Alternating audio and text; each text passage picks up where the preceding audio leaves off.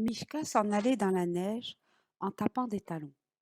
Il était parti de chez lui ce matin-là, comme le jour commençait de blanchir la fenêtre. De chez lui, c'est-à-dire de la maison d'Élisabeth, sa jeune maîtresse, qui était une petite fille impérieuse et maussade. Lui, c'était un petit ours, en peluche, avec le dessous des pattes en velours rose, 2 boutons de bottines à la place des yeux, 3 points de laine à la place du nez. En se réveillant, il s'était senti tout triste et dégoûté. Élisabeth n'était pas gentille. Il lui fallait 25 joujoux à la fois pour l'amuser, et quand on avait cessé de lui plaire, il n'était pas rare qu'elle vous secouât et vous jetât d'un bout à l'autre de la pièce. Tant pis s'il lui restait une de vos pattes dans la main. J'en ai assez d'être un jouet ici, grognait Mishka en se frottant les yeux de ses poings. Je suis un ours après tout. Je veux aller me promener tout seul et faire un peu ce qui me plaît, sans obéir aux caprices d'une méchante petite fille.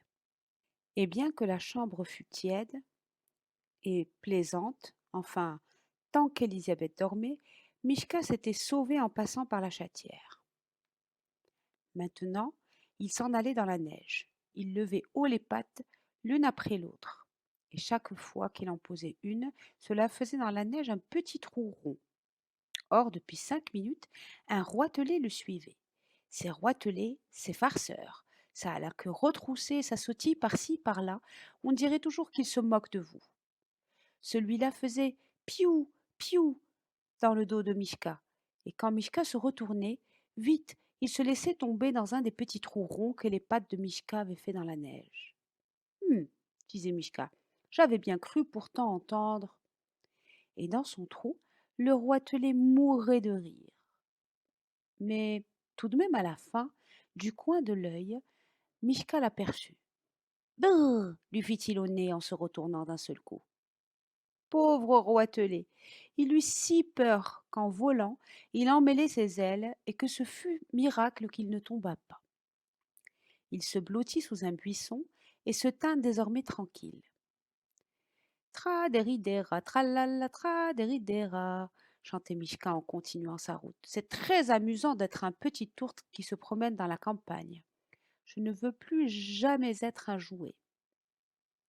Après ça, au pied d'un arbre où la neige avait fondu, il trouva un pot de miel. Une paysanne l'avait perdu sans doute au retour du marché. Mais le pot de miel était fermé, et Mishka ne savait pas dévisser le couvercle. Après avoir essayé de toutes les manières, il devint furieux. Tiens, grand bête de peau, dit-il en lui lançant un coup de pied, va-t'en où il te plaît. Et le pot se mit à rouler, et en roulant, il buta contre une pierre, s'ouvrit en deux. Voilà le miel. Faisait Mishka en se régalant. Que la vie est belle dans les bois.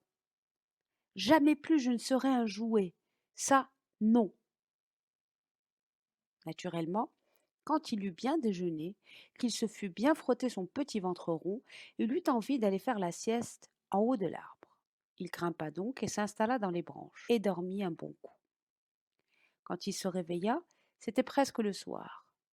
2 oies sauvages s'étaient posées à la cime de l'arbre pour se dégourdir les pattes, et on les entendait causer. Cancan, c'est le soir de Noël, disait l'une. Cancan, disait l'autre, c'est ce soir que chacun doit faire une bonne action.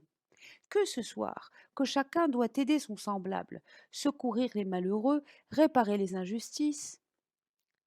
Tiens, tiens, se disait Miska, je ne savais pas ça.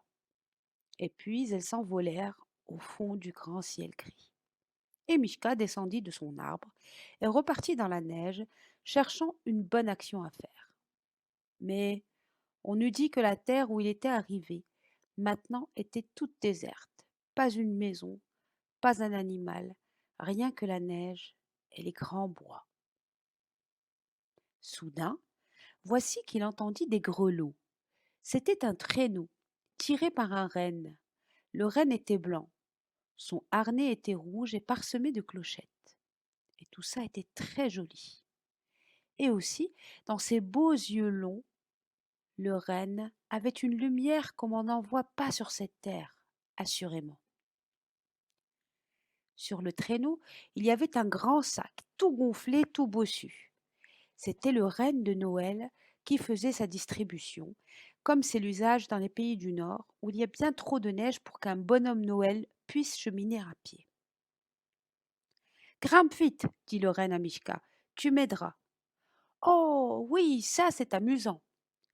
Le traîneau volait sur la neige, la nuit était venue, mais il y avait tant d'étoiles au ciel qu'on y voyait comme en plein jour. À chaque village, à chaque maison, le renne s'arrêtait et Mishka, entrant à pas de loup, mettait dans la cheminée un chemin de fer, un pantin, une trompette, tout ce qui lui tombait sous la main en fouillant dans le grand sac. Mishka s'amusait comme un fou. S'il était resté, sage petit joujou dans la maison d'Élisabeth, aurait-il jamais connu une nuit pareille? De temps en temps, cependant, il pensait: et ma bonne action dans tout ça? Alors, on arriva à la dernière maison. C'était une cabane misérable à la lisière d'un bois. Mishka fourra la main dans le grand sac, tourna, fouilla. Il n'y avait plus rien. Reine, ô reine, il n'y a plus rien dans ton sac. Oh, gémit le renne. Dans cette cabane-là, il y avait un petit garçon malade. Demain matin, en s'éveillant, verrait-il ses bottes vides dans la cheminée? Le renne regardait Mishka de ses beaux yeux profonds. Alors Mishka fit un soupir, embrassa d'un coup d'œil la campagne où il faisait si bon se promener tout seul, et, haussant les épaules, levant bien haut ses pattes, une, deux, une, deux, pour faire sa bonne action de Noël, entra dans la cabane, s'assit dans une des bottes, attendit le matin.